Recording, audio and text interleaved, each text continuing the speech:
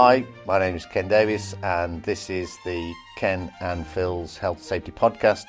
This is a podcast that's aimed for our partners and supply chain and giving them a little bit of access to informal health and safety chats and informal health and safety topics. Most businesses still have a little bit of slack when it comes to health and safety. Yeah. Everything else, production, all those other targets are pretty tight now. But you can still make some significant savings when it comes to health and safety. So if you're interested in growing your business and seeing it become more competitive, having less downtime, less hidden costs, this is the podcast for you. Yeah, absolutely. So just let me ask you a question, Ken. So when we say about practicing good health and safety, when we talk about a duty of care in relation to the employer, what would that mean to your average employer? Interesting. Slightly off topic, but I'm happy to sort of answer that, Phil, because I'm trying to sort of create a bit of momentum. Yeah. But ask me the question again. So I forgot. Duty of care. Duty of care, yeah. Yeah. Or maybe we'll come back to that a bit later it's on. part of that, yeah. Because obviously I want to make it clear that, if you're running your own business and you're still seeing health and safety as a drain on the bottom line, you couldn't be further from the truth. No. And all excellent businesses have great health and safety stats, great numbers, very few out of control situations. Because the costs of getting it wrong into this day and age are enormous. Yeah. They are your biggest financial threat. Yeah. So why wouldn't you manage that as a business? Yeah. It's the most important thing in my eyes. Yeah. And there's still a lot of businesses out there who aren't talking about health and safety at the senior level. Because every time you have a cut finger, you might think, that's only 10 minutes down the first aid room. Yeah. It's only 10 minutes away from production or 10 minutes away from your desk. But it all adds up. Yeah. The hidden costs, which we'll definitely do a podcast on later. Yeah, I think so. Are extraordinary. That person with a cut finger, they're going to have treatment from a first aider. They get away from their work. That person who's got a cut finger might end up getting an infection. They might be away from work for a few weeks. It goes on. So something like a cut finger, you might think, well, we've just lost 10 minutes of somebody's time. No.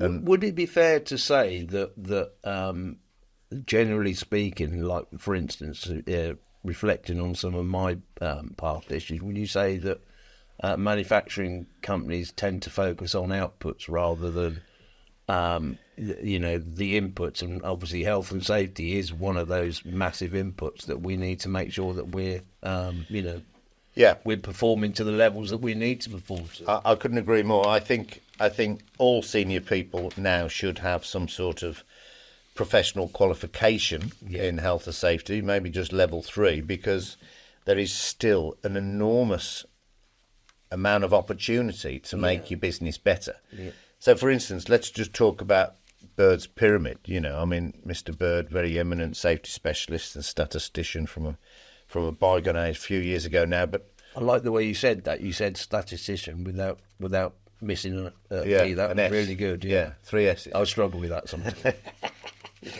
So basically, Mr. Bird, and it's more of a pyramid than a triangle, but Mr. Bird said for every one major accident or fatality your business has, it will have 10 minor accidents, cut fingers, for instance.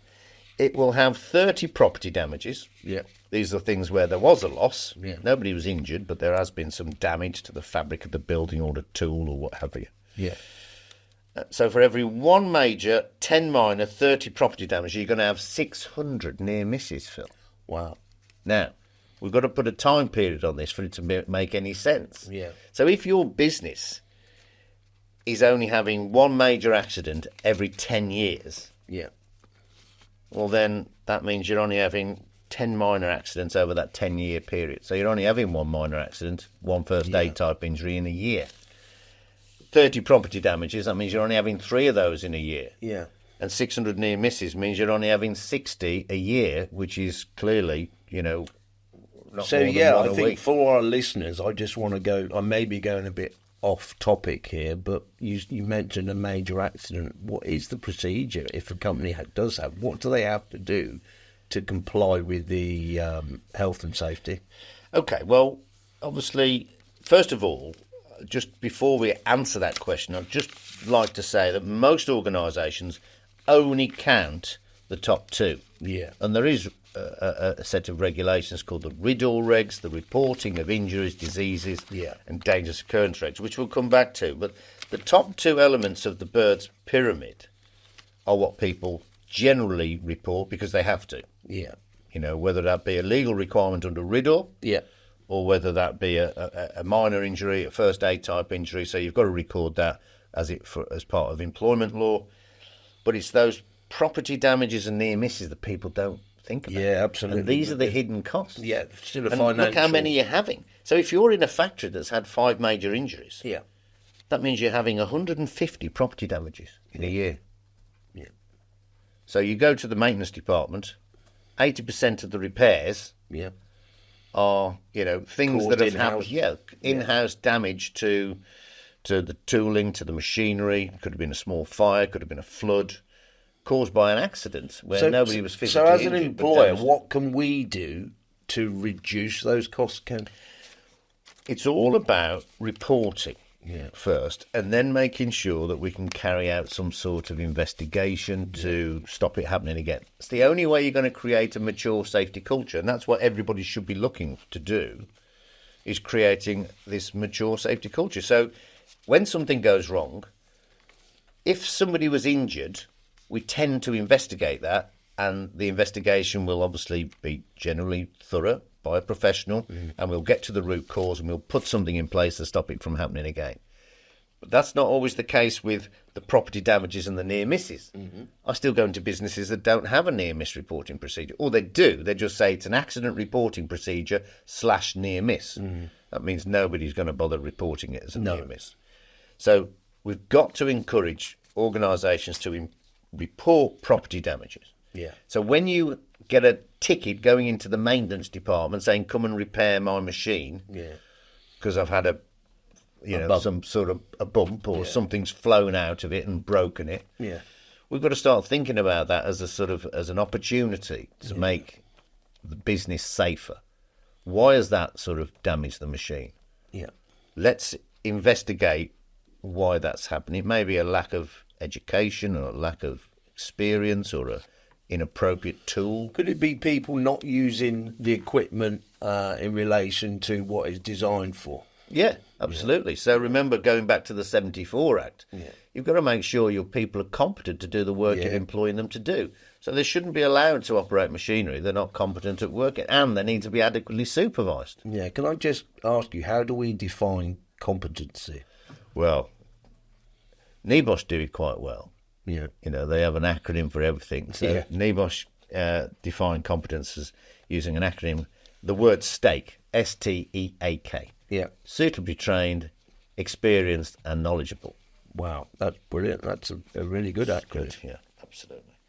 So the bird's pyramid then, 1 major, 10 minor, 30 property damages, 600 near misses. That's the case. Yeah. So if you're having a few major accidents in your business over a 12-month period, times that by, so you could end up, if you've had 5 accidents in a 12-month period, that means, what's 5 times 600, Phil?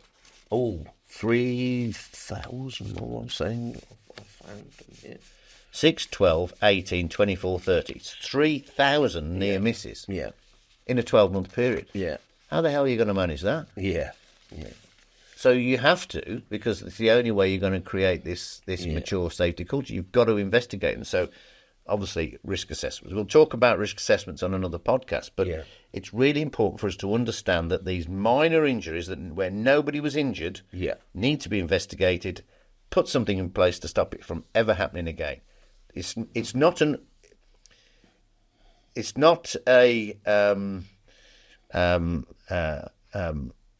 anomaly that that mature businesses have good health and safety systems because they've gone through the growing pains. They've put all of these things in place. They've investigated where it's gone wrong, and hopefully it won't go wrong again because they've put something in place to stop it from going wrong. It's where we ignore them and just wait for the near miss to end up being a major. So my take on that is to go back to what we said right at the start of the first podcast, which was proactive and reactive.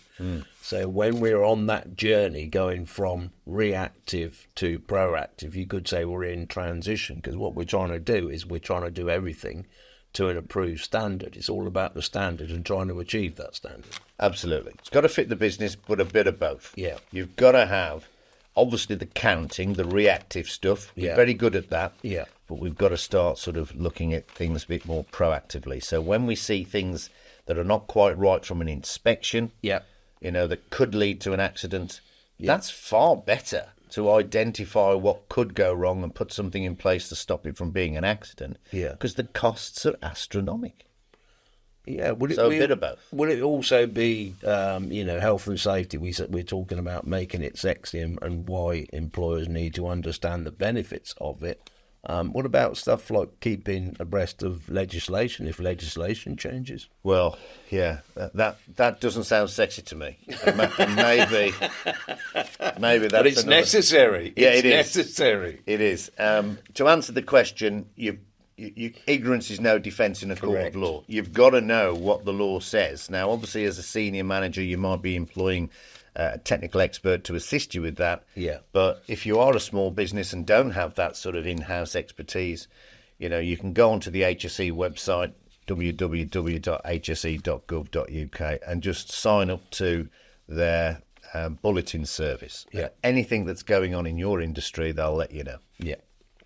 Okay, and on that note, I think that should bring this podcast to an end, Phil. Thank you very much. You've been a no problem. Thank you. I've enjoyed. Hi, thanks very much for having us. Hope you've enjoyed our podcast today, Ken and Phil's Health and Safety podcast. Obviously, it's designed for our suppliers and our partners to get access to health and safety and more formal training if you need it. You can reach us on our website, which is www.wolfcoal.ac.uk.